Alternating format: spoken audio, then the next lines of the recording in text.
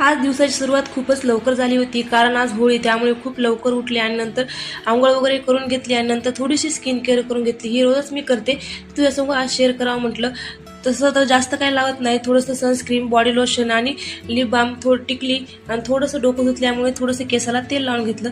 देवपूजा वगैरे करून घेतली आणि श्रीषा मॅगी म्हणून लढत होती. ती मॅगी म्हटल्यामुळे मी काही तिला मॅगी करून देत नाही, शेवळ्याचा तिला भात करून दिला. ती मॅगी म्हणून खूप आवडीनं पण खाते शेवळ्याचा भात.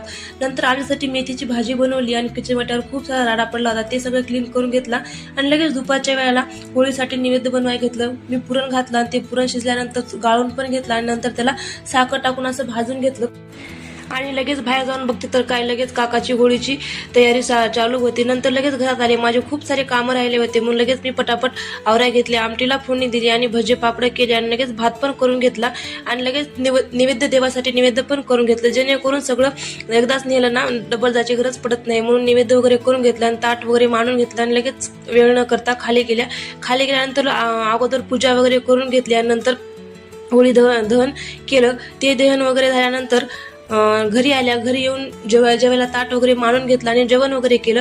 असं झालं आमचा दिवसात शेवट. भेटूया नाही नवीन व्हिडिओमध्ये, तोपर्यंत बाय बाय.